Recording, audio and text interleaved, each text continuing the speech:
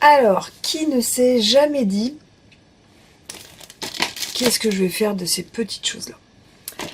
Alors, en ce début d'année 2026, je savais pas quoi faire de toutes ces petites choses-là. J'ai pas 4 millions de tampons autres que Stampin' Up, parce que je pense que 70% de mes tampons sont des Stampin' Up, mais après j'ai des coups de cœur autres. Donc les tampons Stampin' Up sont dans des pochettes, vous savez, plastique là. Donc très facile de ranger, très facile de chercher. Tac, tac, tac, tac, tac. C'est assez facile. Je mets ça dans ma petite desserte, la Raskog. Aucun souci. Voilà, je sais combien j'en ai. Je sais que si je veux me racheter un tampon, je dois en vendre un. Pour pas avoir non plus 4 milliards de tampons. Mais après, j'ai plein de petits tampons comme ceci. Voilà, je vais en mettre deux là, mais voilà, ce genre de petites choses. Et je me suis dit, mais il faut que je les range. Qu'est-ce que je fais? Donc j'ai testé plusieurs façons et ça n'allait pas. Donc j'ai testé par catégorie. Donc là, il y a un moment, il y avait un peu trop de catégories. Et dans ma dernière, en fait, les deux premières, c'est Stampin' Up, la Raskog. Et j'ai une troisième étagère tout en bas. Et donc là, c'était mes tampons en vrac. Donc après, j'ai essayé de faire en catégorie. Ça n'allait pas parce que bon, ça fait trop de catégories, on ne sait plus, les intercalaires. Enfin, ouais, bref, j'y arrivais pas. Après, j'ai essayé de faire par taille. Donc du plus grand ou plus petit, enfin voilà. Comme ça, on sait si on cherche un petit tampon, ça n'allait pas. Après, je me souviens à 90% souvent le thème que j'ai par marque. Parce qu'en fonction des marques, j'achète pas vraiment la même chose. Et je me suis dit, est-ce que je vais les mettre par marque? Donc je trouvais que l'idée était bonne. C'est à peu près celle-là que j'ai gardée un long moment jusqu'à aujourd'hui. Mais après, c'était pareil. Dès qu'on en prenait un, on le remettait n'importe où. Bref, ça n'allait pas du tout non plus dans mon étagère. Réflexion, réfléchis, on teste. Et là, j'ai trouvé une organisation que j'ai mis en place depuis là, pas longtemps. Et je viens de terminer mon petit truc en plus là. Et j'ai trouvé que c'était pas mal. Et je me suis dit, c'est une idée qui est sympa, qui mûrit depuis des mois, voire même des années, pour y arriver aujourd'hui. Donc j'ai dit, allez hop, je donne mon truc à moi aux copines.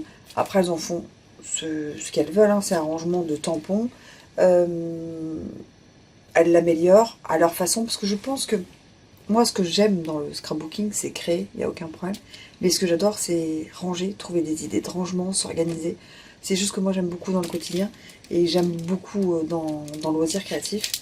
Et j'ai trouvé que ces petites choses-là, à ranger, c'était des petites choses comme ça. C'était un peu... Voilà. Alors, pour faire ce que j'ai mis en place, il vous faudra donc des petites pochettes assez résistantes à 4.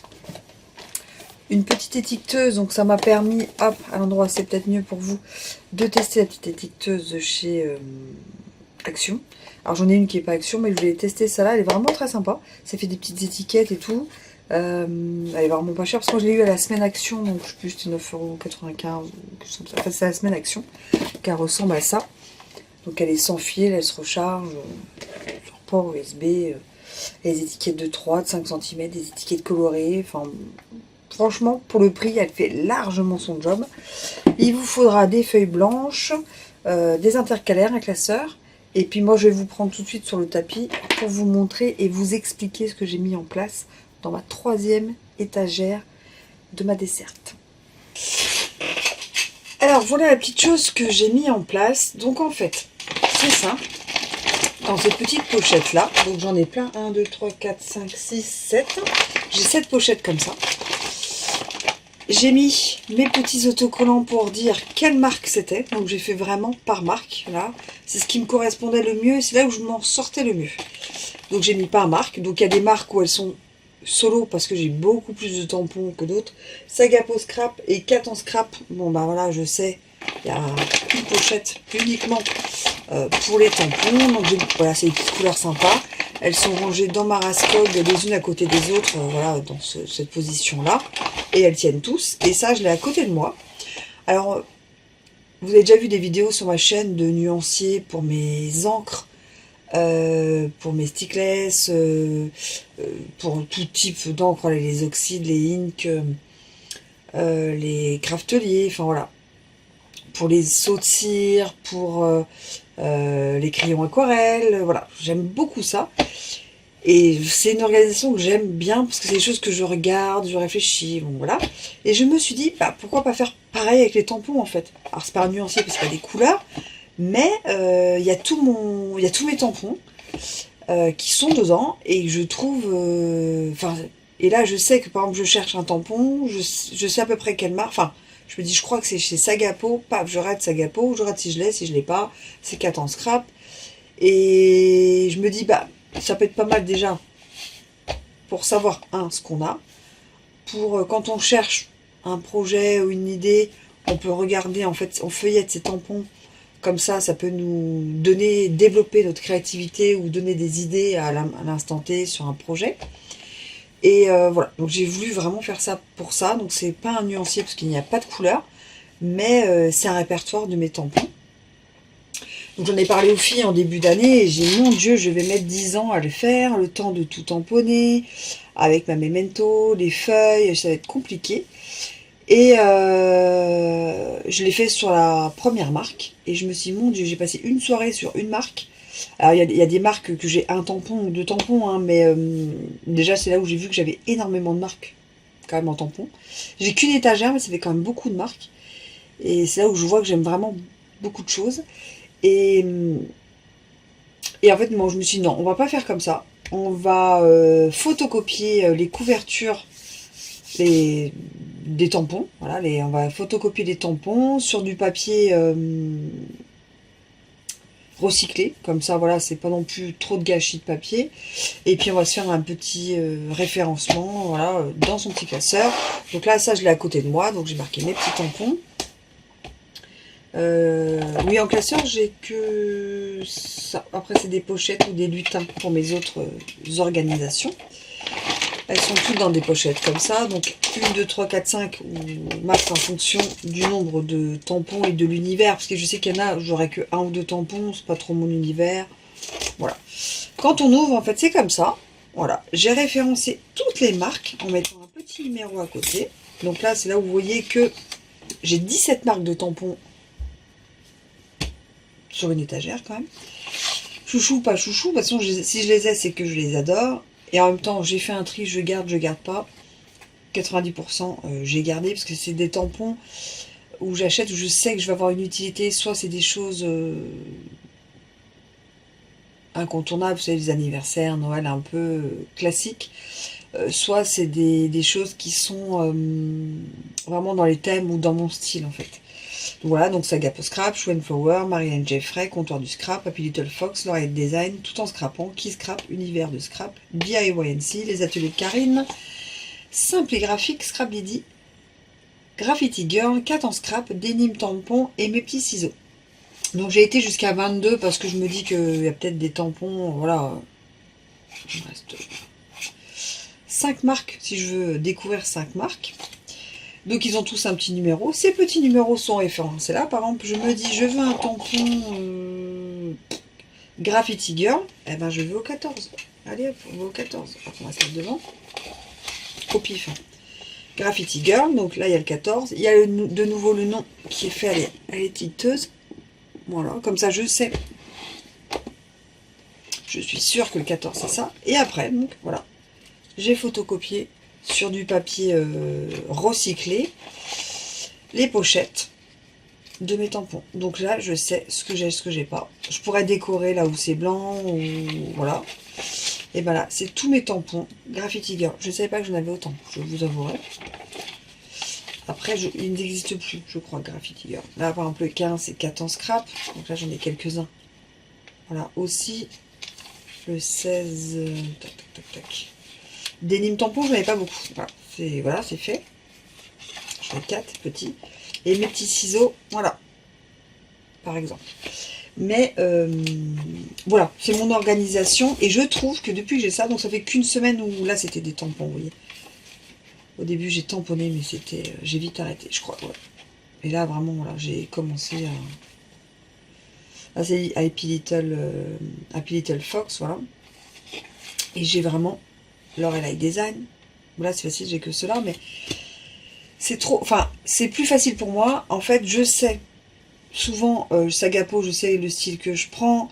Schweinfeuer, je sais, tout en scrapant. Je sais à peu près ce que je sais à peu près ce que j'ai à 90%. Donc j'ai juste, en fait, je cherche, je vais dessus. Ok, c'est ça. Ok, c'est bon. Hop, je prends ma pochette. Bon, il est dans Univers Scrap. Je l'ouvre. Et puis bah, j'ai juste à prendre, voilà, mon tampon. Album. C'est pas celui-là, mais bon, bref, vous avez compris. J'ai pas pris le bon. Il est là. Vous voyez. Et celui-là, hop. Et il est là. Voilà, donc je sais ce que j'ai, ce que j'ai pas. J'arrive à m'inspirer, j'arrive à trouver, voilà, des idées en les redécouvrant, et je trouve que c'est bien en fait. Voilà, c'est une organisation. Alors ça prend énormément de temps. J'ai mis plus d'un mois à le faire. J'ai fait quelques soirées, quelques dimanches après-midi à le faire, parce qu'il faut photocopier, il faut découper. Là, bah, fallait créer des petits répertoires, fallait faire des étiquettes, enfin voilà. Faut trier, faut remettre en pochette. Ça prend du temps, mais franchement, quel gain de temps derrière. Et moi, j'adore faire ça dans le scrap, en fait, c'est l'organisation. Je pense que j'aime autant l'orga que le loisir en lui-même. Et j'en ai fait quelques-uns d'organisation dans une boîte avec des petites pochettes, enfin voilà, j'ai fait plein d'orgas et j'arrivais plus à savoir ce que j'avais, ce que j'avais pas. Je me dis, bah le jour où je veux savoir ce que j'ai juste à regarder, ah bah non c'est bon, celui-là je l'ai, hop, next. Effectivement je peux pas l'emmener en salon. Bon, après en salon, c'est à peu près, quand je vais en salon je sais à peu près ce que je cherche, donc il n'y a pas de souci. Et si c'est une nouveauté, je sais que je ne l'aurai pas. Là c'est surtout des anciens tampons, ça c'est Marilyn Jeffrey. C'est vraiment des anciens tampons qui scrapent. DIYNC. Les ateliers de Karine. L'atelier de Karine, j'ai été très surprise. J'ai cru que j'en avais plein. J'en ai deux petits. Donc en même temps, on redécouvre tout. Et voilà, et je l'ai fait ça dans un classeur que je trouvais beau, qui allait dans mon bureau. Voilà. Il faut de la praticité sympathique. Mais moi, je suis quand même plus pour la praticité que quelque chose qui est magnifique. Tout mettre aligné dans une belle boîte. Voilà, si on ne sait pas où c'est. Enfin, voilà. Personnellement, je pense que l'organisation est propre à chacun. C'est-à-dire que cette organisation n'ira peut-être pas à mes copines, n'ira peut-être pas à tout le monde. Mais les personnes qui sont comme moi, je pense que ça va les aider. Moi, ça m'aide beaucoup. Et moi, je suis beaucoup Madame Étiquette, Madame Répertoire, Madame To-Do List. Donc vraiment, c'est le top. Donc voilà, mon rangement tampon et organisation de mon rangement tampon. Voilà, classeur, feuille blanche, imprimante, pochette. Et let's go, on est parti et on peut se faire un petit rangement sympa. Le classeur est à côté de moi et je sais que depuis que je l'ai fait, j'ai fait 2-3 cartes. Et ben je l'ai sorti pour vérifier. J'avais pas un tampon, parce que j'en avais un en tête. Je voulais être sûre que j'en ai pas un qui soit mieux, ou voilà, parce que je voulais voilà colorier du feuillage, voir si j'avais pas un feuillage plus sympathique. Donc je sais que j'en ai chez Marilyn Jeffrey, voilà. Donc j'ai un peu regardé un peu ces marques et voilà. Du coup j'ai même changé d'avis en cours de route pour en prendre un autre.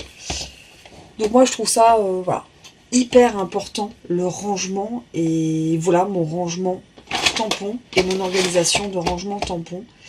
Et depuis je trouve ça roule. Peut-être que dans 3, 4, 5 ans je vous ferai une autre vidéo avec un autre rangement. J'aurais changé, on évolue, on change, donc voilà. Mais là, à l'heure d'aujourd'hui, à plus de voilà, à 10 ans de scrap, voilà aujourd'hui où l'organisation que j'ai trouvée la mieux pour moi. Voilà, je précise bien pour moi, parce que chacun a sa propre regard, mais voilà pour moi, et je voulais partager ça avec vous, parce que je trouve ça très important en fait de partager quand on a des trucs et astuces.